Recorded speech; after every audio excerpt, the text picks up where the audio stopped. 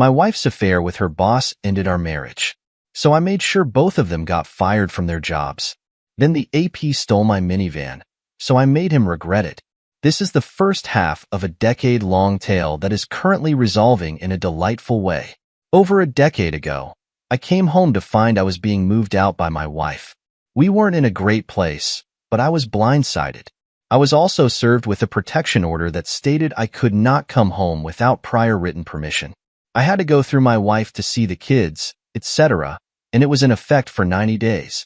I was devastated. A relative connected me with a bulldog of a lawyer. This lady was brilliant and no nonsense.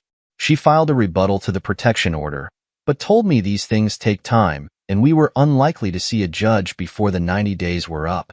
She was very clear that I must follow the court order to the letter if there was any evidence, otherwise I'd be in an uphill battle if and when my wife renewed it. It only took one day before my now ex needed me to take the kids. I had crashed at a friend's house, so I had no place to take them.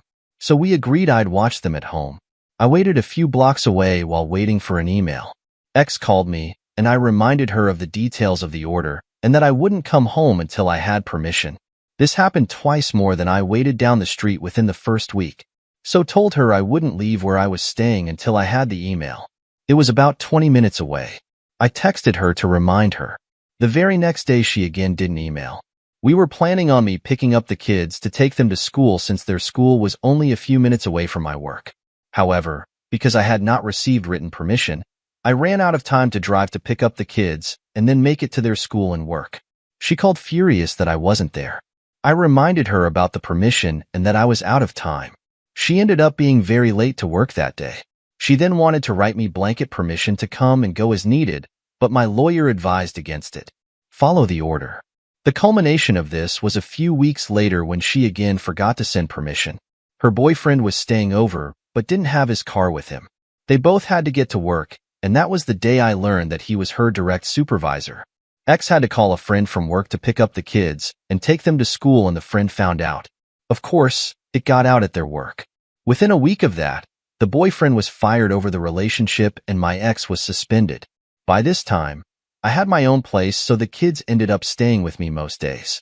I later learned that the protection order was the boyfriend's idea.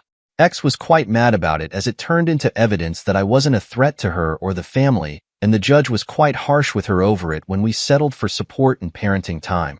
She called it intentional and harmful parental alienation. Part 2. Same day. This is the second part that was removed from Pro Revenge. I'll maybe fix it later there. This is the second half of a decade-long tale that is currently resolving in a delightful way. A decade ago, my then-wife, now ex-wife, began a relationship with the guy and kicked me out of my house. The boyfriend was instrumental in blindsiding me and planning on how to keep me from my own kids. Ever since, I've kind of hated him. I've always been polite and respectful with boyfriend because he'd become my kid's stepdad. But I swore if I ever had the chance I'd get back at him. I figured it would be something petty, but then he'd gift-wrapped my revenge and I've been running with it for almost 3 weeks now. My kids are mostly grown now. Some in university, some in grades 11 to 12. The uni kids live with me while the high schools still go back and forth with their mom. I'm also remarried now. My wife and I each have our own vehicles, but my wife owns and insures a minivan for when we are all going somewhere together. The kids are free to use it too, as only one has a car. We only have one set of keys, so I put an AirTag on it. It's a little transponder that tracks its location. I put it on there in case the keys were lost. About 3 weeks ago, one of my older kids took the van out for the night, but ended up staying at his mom's on the couch. Around 7 a.m. the next day, another kid asked to use the van.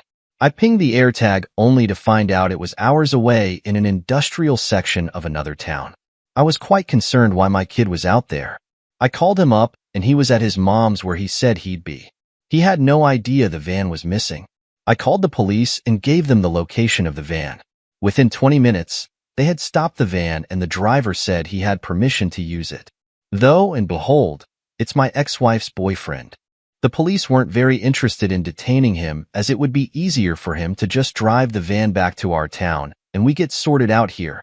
However, it wasn't my van nor was he listed on the insurance to drive it. I asked that it be impounded. In Canada, we can't press charges, But I was adamant that this was theft and I wasn't going to let it go. Since the guy was out of town with no ride, the police did end up detaining him, probably because it was easier. I was given info for the yard where the van was impounded. Since we had the next day off, my wife and I drove out to the yard to pick it up. When we got there, I first checked for damage since it was sitting a little low.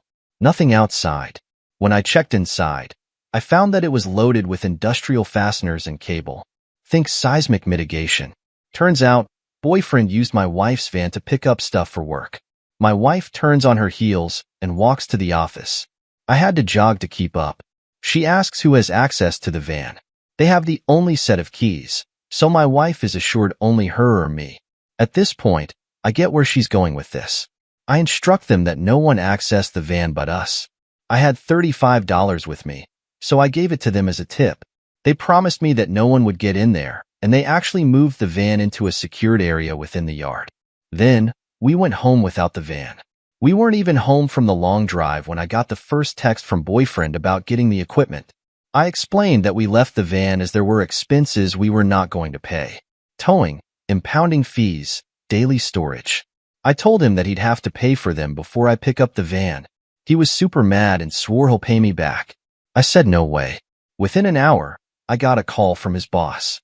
They need the equipment ASAP for a time since they had a job. I explained that it was impounded and that I won't have time to get it until next week now, and it has to be paid in advance. Boss swears up and down at me. I calmly explained that I didn't steal a vehicle to transport his stuff.